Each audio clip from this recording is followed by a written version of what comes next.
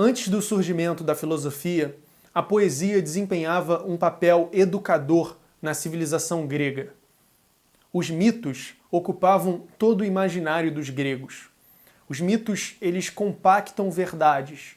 Eles são muito diferentes de mentira, de uma mera levianidade, de uma mera brincadeira de imaginação, ou então uma ingenuidade.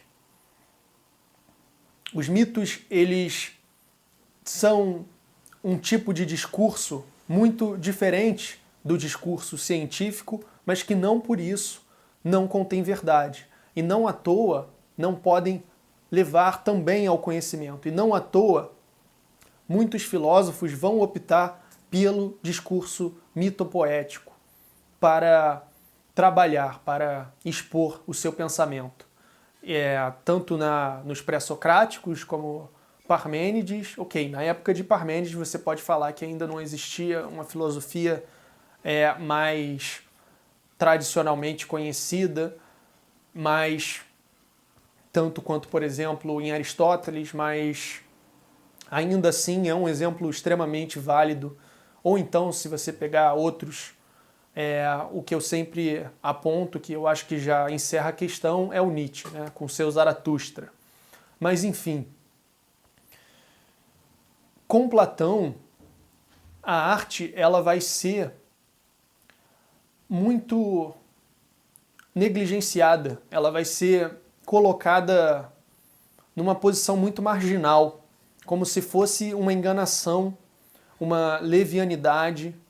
Primeiro, ele vai condenar a arte por ser imoral, por não ser a realidade, por ser uma enganação.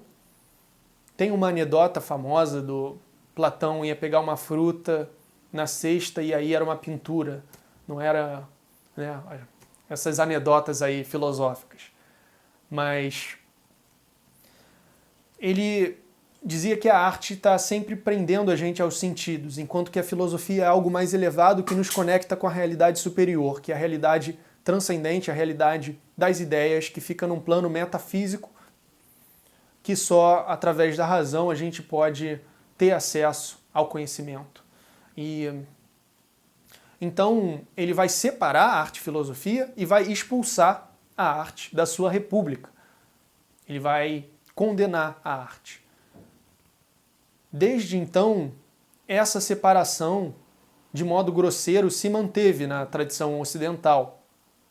Em Hegel, pelo menos, ao passo que a arte aqui em Platão é completamente negligenciada e marginalizada, em Hegel ela vai ser vista como, de alguma forma, mais nobre do que isso, mas ainda assim não equivalente a algo como a filosofia. A arte no mundo medieval, no Renascimento, ela esteve também sempre submetida à religião. Ela nunca tinha ganhado a autonomia que ela vai ganhar no mundo moderno. Se você deixar de lado a realidade grega pré-filosofia, onde tudo estava ali meio misturado nos mitos, aqui, no mundo moderno, é que ela vai realmente alcançar uma dignidade. Por ser também muito reflexiva, se você assistir ao meu vídeo sobre romantismo alemão, eu abordo muito isso lá. Em Hegel, a arte ela pode expressar o divino, o absoluto, mas sempre com limites. Só a filosofia pode alcançar a verdade. Então a arte é algo do passado que serviu o seu propósito e não tem lugar no presente. Através do sistema filosófico e do progresso da história e da filosofia, o absoluto, o saber, a verdade vai ser alcançada por meio da razão.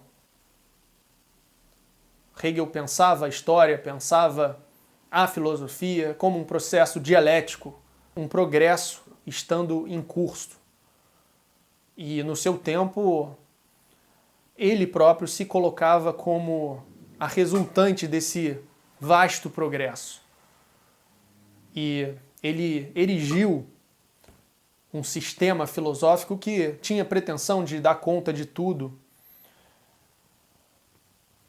Mas, voltando à questão da arte, os românticos vão discordar de Hegel.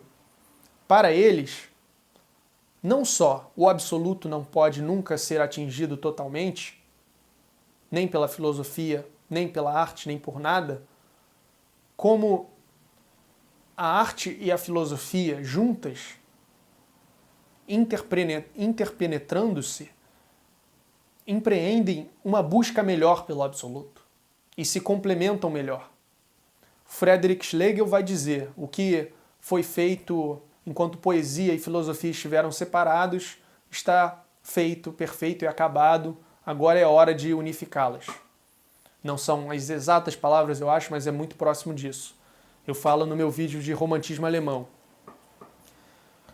Isso, eles tiveram, os primeiros românticos de Iena tiveram uma produção muito curta, mas muito influente, foram o primeiro grupo de vanguarda da história, tiveram contribuições muito decisivas para a estética, assim como Kant, que vai antes deles, na sua terceira crítica, Crítica da Faculdade de Julgar, colocar que o juízo estético é diferente do juízo lógico, é subjetivo, portanto não tem regra.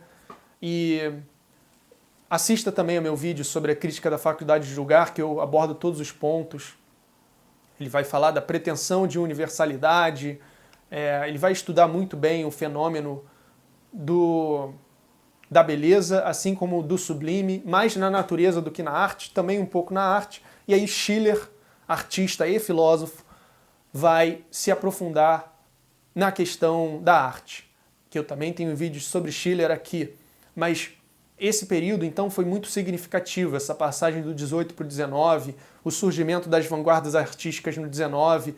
A obra de arte, na modernidade, ela vai ganhar um caráter muito reflexivo, um caráter de se pensar, de pensar a si própria. Não só o conteúdo, mas também a forma, pensar como que a poesia vai se poetizar. E aí a arte ela vai finalmente ganhar uma dignidade de se emancipar do propósito de servir ou a religião e a expressão do divino, ou a filosofia e a busca pelo absoluto. A gente vai começar a falar em arte pela arte, a gente vai começar a ter diferentes grupos artísticos e vanguardas com preocupações diferentes em tempos diferentes e sempre reinventando e rompendo com os limites que são colocados pela tradição. No final do século XIX, já com vanguardas muito importantes como o impressionismo, a gente vai ter o surgimento de uma nova forma de arte, que é o cinema. E o cinema, ele próprio, na sua breve história, até então, a história de um bebê recém-nascido, ele já foi atravessado por muitos diferentes estilos e propostas e grupos e vanguardas. Então, no romantismo alemão, a gente tem uma diluição das fronteiras entre ambas as partes, a arte e a filosofia. E a manutenção de uma tensão foi ótimo, né? Mas uma tensão não dialética, ou seja, que não se resolve em síntese, como queria Hegel, na busca pelo absoluto. O próprio ato de filosofar, ele abraça aqui a contradição e a não resolução de todas as questões, sempre deixando margem e convidando também o caos, o imprevisível, o que não vai ser possível de ser compreendido pelo sistema. Muito pela influência dos românticos que vieram logo antes, a gente pode ter pensadores como Schopenhauer e Nietzsche. Nietzsche, como eu falei, muito influenciado por eles, ainda que discorde em sua maturidade de seus colegas antecessores do romantismo, vai dar um passo muito significativo, que nem sempre é suficientemente valorizado ou mesmo percebido por seus leitores. Com Assim Falou Zaratustra, Nietzsche diz, tanto o que a gente chama de arte, quanto o que a gente chama de filosofia, e mesmo o que a gente chama de vida, diluem-se na experiência da criação. A vida é uma criação. Não é só o artista que cria. A vida é um processo de aprender, experimentando diferentes caminhos, como tornar-se a si mesmo. E Zaratustra faz isso.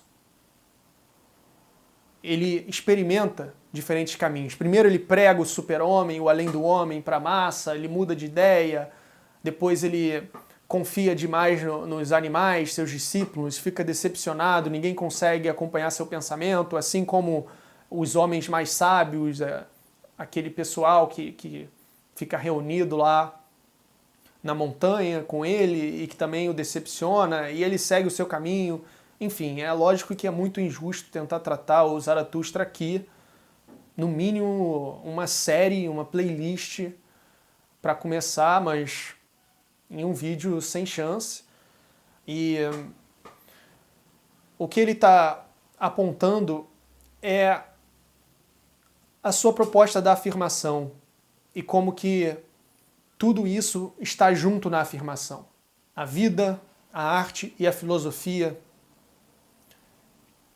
enquanto potências criativas.